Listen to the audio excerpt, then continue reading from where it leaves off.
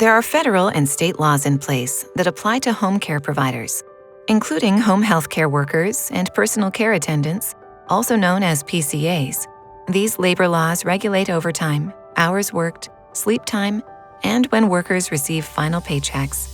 Working as a home health care worker or PCA can be demanding, but allows people who need help with day-to-day activities to be more independent.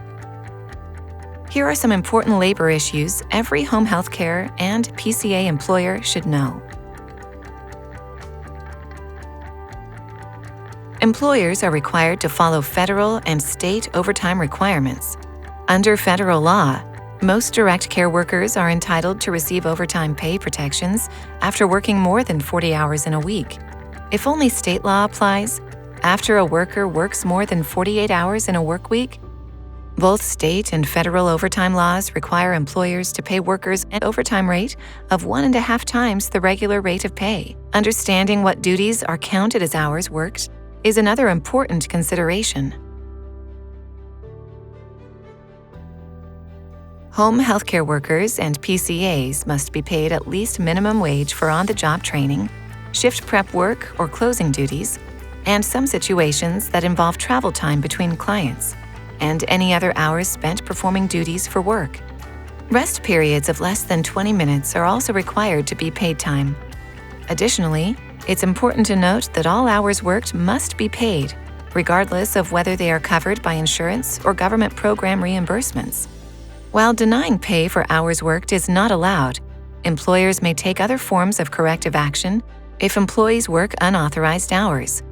Home healthcare workers and PCAs who live on-site with their clients for an extended period are not considered to be working the entire time. When the employee is free from duties and can enjoy personal time, other than short rest breaks, those hours are not required to be paid under state law. For home healthcare workers or PCAs who stay on-site at their client's home for extended periods of time, there are some additional laws regarding sleep time.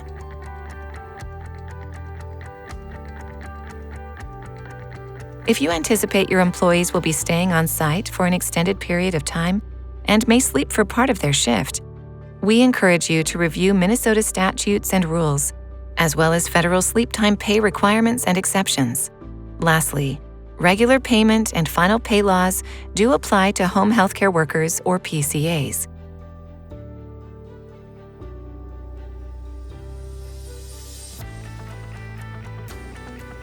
Minnesota law requires employees to be paid all wages, salary, and earnings at least once every 31 days.